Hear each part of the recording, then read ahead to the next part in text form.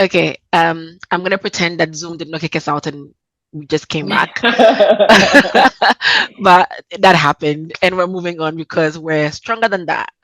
But now I want to talk about the field of enablement, the field of like, I guess, helping people with like tools, processes, knowledge, and making people more efficient and able to do their job better. And I guess my first question is like, what's a typical pathway into such a role? So from what I've seen and from my personal pathway, I think that there's a lot of people coming from education backgrounds. So um, teachers or administrators um, go out of the classroom and get into more like instructional design, maybe for a company, like a big company or a tech company or like a startup. Um, and so they do that transition into the instructional design, like learning design. And then from there, you can kind of like own enablement if you can get things like if you're very like first of all tech savvy, so you like to explore different tools, um, Mm, you know quite a bit about the products or the team or whatever it is that you're like the people you're speaking to, and good data analysis skills. So yeah, so it's usually teacher to instructional designer to enablement in general. That's that's kind of the trajectory that I've seen. this is really good, eh? Because like I think especially from like people that grew up or get educated in Ghana or like in Nigeria, like there's a lot of premium placed on getting like a teaching degree or like a teaching course or an education degree. And most of the time in your mind, that means you have to be in classroom to instruct like students. And that might not be for everybody. So it's great to see that that has like um implication like applications in the corporate world as well, but not only that, but in the tech space, because I'm very keen to show people that like there's so many opportunities in the tech space that do not necessarily have to deal with being an engineer. And this is a Yeah. very unconventional one. Like for me myself, it was also Yeah. very different to learn about it. But teacher to like instructional design to becoming like an enablement professional, that's a great General, yeah. way to kind of like, so does that make you, when you come in from like maybe an education or a teaching background, are you entering as a generalist, or are you entering mainly as like a course designer or like a instructional designer? So it really depends. So if you were like just solely a teacher, within your like your educational background, I think you would easily transition into like a course designer or a learning designer, instructional designer, because when I think teachers have so many skills. I rate teachers very highly. If you did know, like Same. I come from an My educational mom's a background, and I teacher. think, oh my God, they're superheroes, honestly. And so when you're a teacher, right, you are writing lesson plans. You're looking at like specific like instructional design principles already, just knowing like how to assess students properly, how to Yeah. write good lesson plans, how to write good learning objectives. Like, what do people need to know at the end of this, and how do you measure that? So, as a teacher, you're supposed to know how to do all these things, right? Mhm. So apart from even like subject specific knowledge, how do you pass that on? How do you assess that you pass it on? How do you ensure that people retain information? So there are a bunch of different things you gain. I think it's called, I don't know how to pronounce this word. I think it's pedagogy, pedagogy, Pedagogy. pedagogy. I'm going to say that. You know the word. Yeah. But yeah, so that applies within like schools, K through 12. So like babies to year 12. Yeah. And then so if you wanted to transition from that kind of position into instructional design, what would be recommended would be you learn like adult learning principles, because you can't apply the same kind of Yeah. situation as you've done with children to adults, because it's a very different context. So you're thinking about, okay, adults like to take ownership of their learning. They like to feel in control of things. They don't have a lot of time, so you need to be very quick with how you're giving information. I know that this is something I struggled with when I started at Oyster, because I would try to like really go through everything and explain everything. And Celine would be like, "Why is this taking so much time? Like, Yeah. This you is need not to just give how them what they need to know and let them move. Like, you don't have to spoon feed them the information the way that you would need to spoon feed to a a younger child the person. information Yeah. sometimes. Yeah. So as long as you give them exactly what they need to know, it's very clear what they need to do. It's very clear why they're learning what they need to learn. Like the adults can run with it. So it's just so it's not a big gap, honestly. It's really not a big gap. You would just need to learn like adult learning principles and then be able to create content in a way that appeals to adults and is Adults. able to like you can measure things like you can measure things by behavior. So like if you want something done, you can at the end of the course accurately measure accurately, well, to some degree, Measure measure well. how effective, how effective the course has been by the changes in behavior or just a certain metric that is measurable in the organization. Yeah. So Mm. things like that, yes. And also there are some other skills. So it depends on the kind of the it depends on how education was run in the background of education you came from. So, for example, in Nigeria, I can tell you that like everything is very manual. Like there's not a lot of creativity in education that is given straight from like the government, from the ministry. There's not a Yeah. lot of Systems are a bit more creativity. strict. Yes. So, and also things are very manual. So you don't see a lot of the times you don't see teachers going to do their own research, going on YouTube, trying to get all these other educational materials, maybe even creating their own. Like it's very rigid, and a lot of people aren't exposed to that side of education. You can make things a lot more creative. So I came from more of an admin side of education. I Oh, brief disclaimer, we my family owned schools for many years, so I grew up within education. I grew up like looking at lesson plans. I grew up just being involved with that, with my mom working in the schools over the summer, being a class assistant. Like, so I grew up in yeah.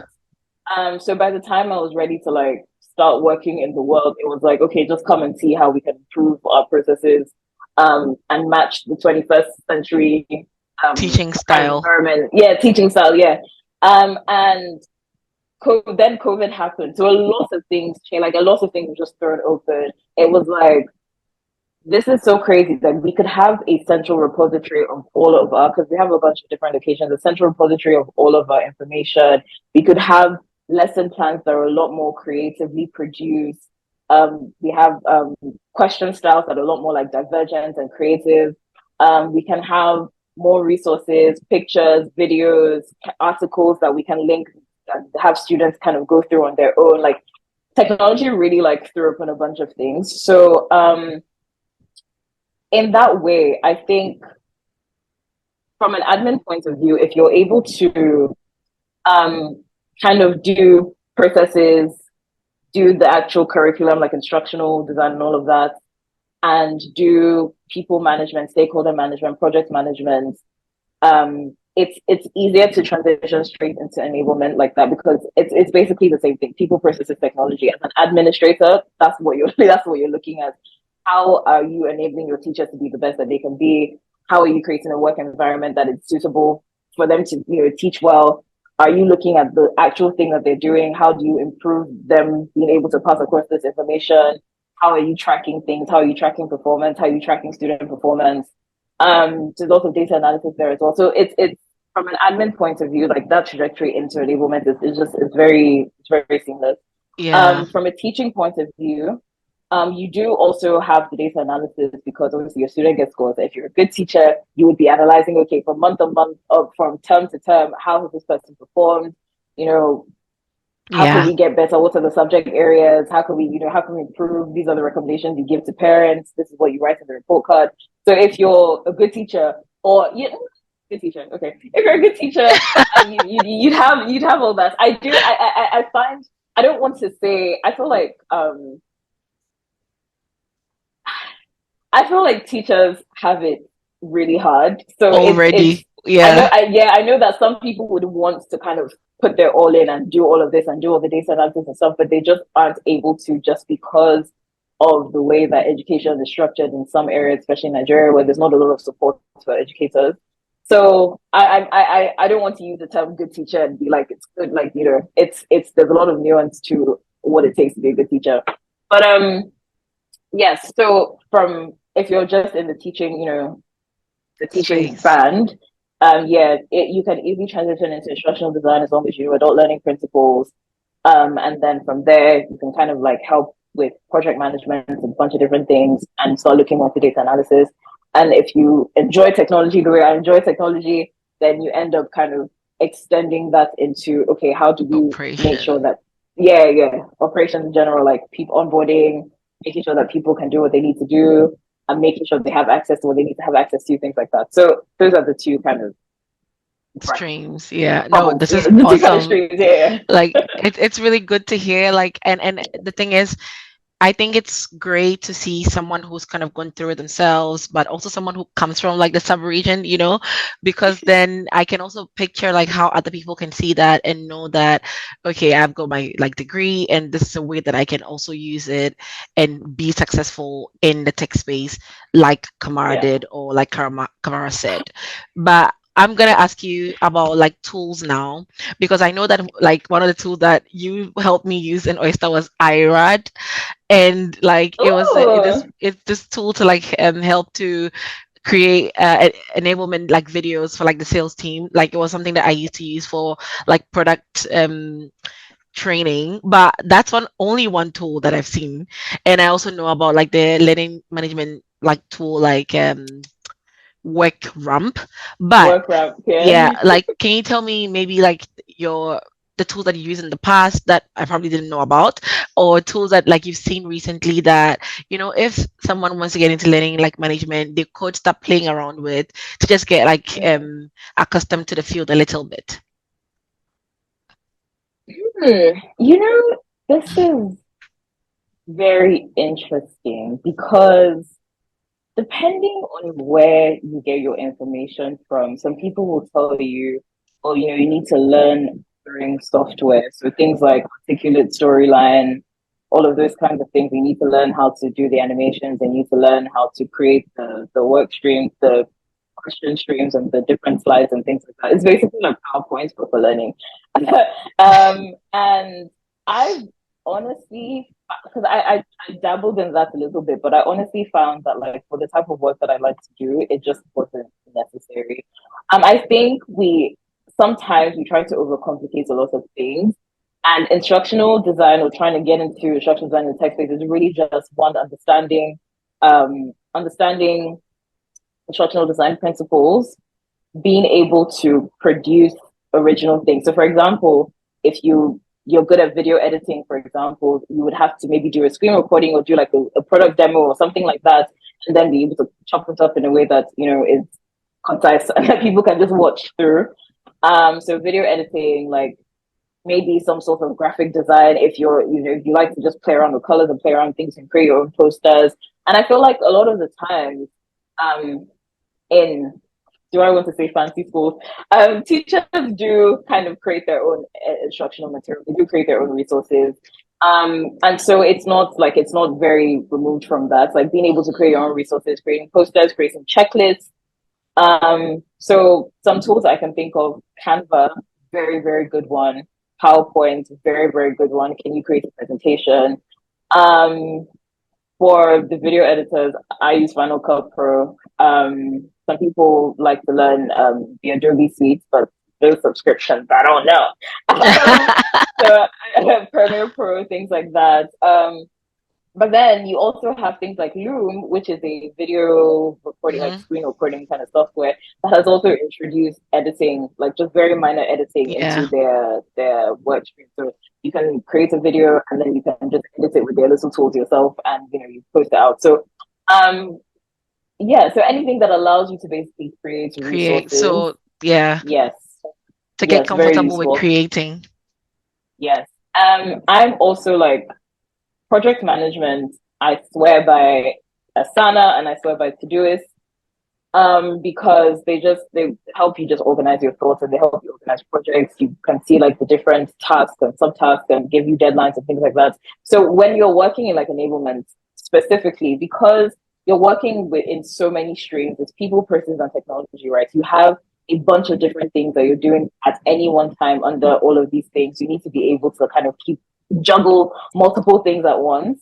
And I found that just simply relying on your brain to remember everything doesn't help. It's It unfair doesn't to help your at brain all. even. Exactly. So getting very good with like project management, even if you just use Google Tasks, like as long as you know how to like plan your time, prioritize effectively, and know, okay, this is what I need to do to get to the next step. Being able to break things down from this is what I want to achieve to, okay, that looks like step one, do this, step two, do this. So going from like big vision to like actual like tactical steps. That is usually, and if you're a teacher, that would kind of come also second nature to you, because this is you're like, this is what I want to achieve with this class. How do I achieve that? I do this with my students. Yeah. And at the end of the day, this should be it should we should be able to do this, and this is like the result of all of the work that we've done. So now that I think about it, it's actually like so similar. Yeah. Yes. So project management, things that help you create resources to help people. What else? I think, and then something to help you with like content management. So right now, I think Google Drive as a concept is the best thing since sliced bread. Like it's No fantastic, arguments fantastic. there.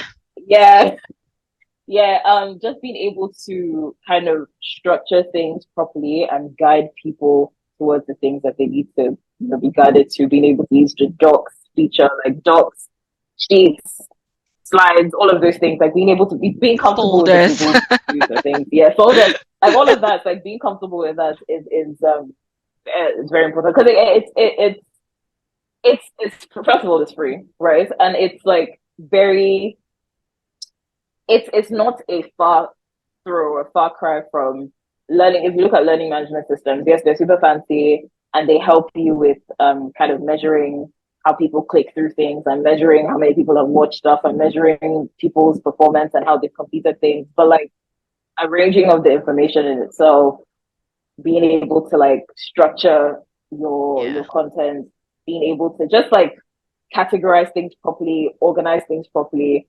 very useful, very useful skills to have.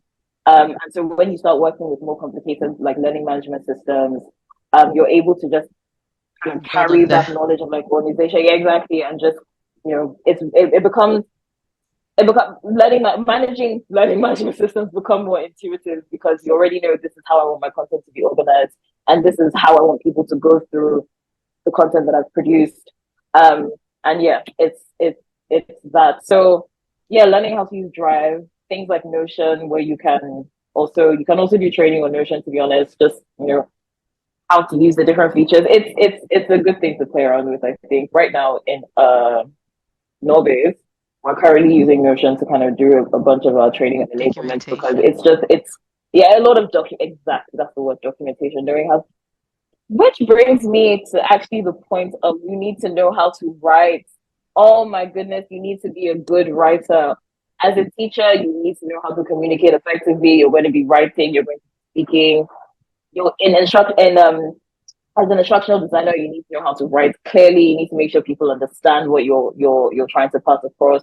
Don't use complicated language. Like I like to speak a lot of grammar. Don't do that. Like make sure that your audience is able to understand exactly what you're passing across. As an enabler, you're going to be communicating with a lot of different departments. You need to be able to write clearly, explain what you want clearly, explain what's supposed to happen very clearly to people, so that they can build and help you help others. Yeah. So you need to be a very good writer as well, a very good communicator, give enough context, things like that. Yeah, no, that makes sense. Like just to like cover, like recap, like for design tools, think of things like Canva. For video tools, think of things like Final Cut Pro. Think of things like Loom. Think of things like anything that allows you to like do recordings in a very like low lift kind of way. And then Yeah. also documentation, because writing is like a very core part of it. And so think like Notion, think the entire Google Suite, think of Drive as a way for storage and distribution. And if you have these, like everything else can just be built upon that background. Like this is very Exactly. exciting to hear from you, because one of the things that I did like when I joined my current company is like for Google for product training, I experimented with like Loom, and then Google survey. What's that called? Google, the question part of Google Forms? Google Forms. Forms? Yes, the Yes. Google. So like, because for most LMSs, like you would have like video training and then you'd have questions at the end. And Loom allows you Yeah. to like comment in the bang middle of like a video. So you can leave it there and say like, at this point, can you like respond to this thing quickly? And it's just 2 or 3 questions. Beautiful. And so it's a really easy way to still learn like the tools that you probably use if everything is like fully tooled, but then there's ways to go around it that are very creative. Thank you for that. Like it's a really good list, and it's pretty exhaustive too. Like you, good. I'm It's gonna fun. ask you, like as we wrap up, like what's a book, a course, like a YouTube video, a podcast that you listen, like anything that can get someone started. Like if someone listens to you, what's the extra reading? Like enablement people always Mm. say, for more info, go here. So like what is the go here that people should probably listen to, watch, look at? Okay, I have hella resources. I have loads. Okay, Amazing. but to make it concise, I think that important places to go, Devlin Tech, he does a lot of free like YouTube videos, and they're very expensive. They go through instructional design tools, and they go into how to actually use the tool. So if you want to learn articulate storyline, for example, he has free resources as free videos to show you how to do that. Um, but yeah, he takes you basically if you want to become an instructional designer, just go and binge Devin Peck's YouTube channel and you'll be fine. Amazing. I will Um, link it in the comment section. yeah, and and Q as well. I think that's how you say his name. I've been subscribed to his newsletter for maybe like 2, 3 years now. And what I love, I'm getting goosebumps talking about this because it makes me so happy. What I love Yeah, about you're clearly an him, enabler. what I love about him is that he's seen kind of how broken the whole training situation can be in corporations sometimes, where it's just like just produce this PowerPoint slide situation, just produce this course and let's put it out. Like it's not necessarily linked to actual business objectives. So what he tries to help people do is, can you be an actual like a learning consultant in some way? Like this is the problem that people are facing. Why are they facing this problem? Is training the answer, or is it something else that's the answer? If it's training that's the answer, what do they actually need to know? What kind of behaviors need to be changed for them to be able to kind of move out of this problem? And then build training that helps with that. And the training, it doesn't have to be like a full 50 slide course. It could be a PDF, like it could be a small video, it could be a session of like just facilitate, like it could be, it's just he encourages like being more, how do I, more like involved in the process of like people improvement for business outcomes, as Purposes, opposed to yeah. just like this is what they need to do, so let them do it. It's like, why do they actually need to do it? Question that, and then provide actual solutions, so that like you're regarded as not only someone that can help with training, but someone that can help with improving the company overall. And that just helps you position yourself better. You get paid better. You're more of an asset because you can clearly show like, okay, A this is how direct we have line. improved revenue. Exactly. You can draw that direct line. So and Q is very, very good. I really, really, really love it. Who else? I think, well, this is sales enablement, but I do like the SEC Sales Enablement Collective, the platform. You can find a few resources there. I think they work like they work with PMM Alliance or something like that. Yeah, That's yeah. yeah, this is y'all. Yeah, I really like the Sales Enablement Collective. Yeah, there's a bunch of really good resources there, and they host like talks from time to time with like good professionals, and you can just come and like hear what people say. And it's a whole community where they kind of help you also get jobs as well. Like you can, yeah. Yeah, So that's they post jobs and you can kind of look and see what it's catches like your a good fancy. network to have. Um, yeah. And what else? What else? What else? I went through this course on Udemy, Marina Ashtaevsky. I don't know how to say it. I'm so sorry. Marina Ashtaevsky. She will It's link it fine. somewhere. We will link it in the description as well. Yeah, but it was a very extensive course because it takes you through all the different parts of how to do instructional design. So not just like adult learning principles, but also like it talks to you about the science of like memory and things like that. And then they take you through trying to build like how do you do needs analysis, for example? Like how do you do action mapping? So things like that. Then how do you so it's for e-learning, but it could work for all sorts of Yeah, learning. because there's a lot of Yeah, e-learning and enablement, so I think like that can be yeah, very relevant. yeah, yeah. So how do you create storyboards? How do you do storyboarding? Yeah, and then how do you evaluate the course? Like how do you, it's very, very expensive. So I highly recommend, and it's not that expensive either, to be honest. Amazing. What else? Yes, You haven't yes. read a I book think yet. Is there a book? I haven't said a book. There's a book by this author. Ooh, I can't remember her name, but it's about action mapping. Mm. Um, Kathy Moore. I want to I want to say Kathy Moore. I think I'm more like A visual I and yeah, I'm more like doing visual. I like reading a book for this kind of like for learning purposes. I don't think I've been able to get into doing that. I'm more like videos, doing like courses and being like actually taken through stuff. yeah. But I think I will check, or Yeah. you guys can check Kathy Moore action mapping. It's a really good resource, I think.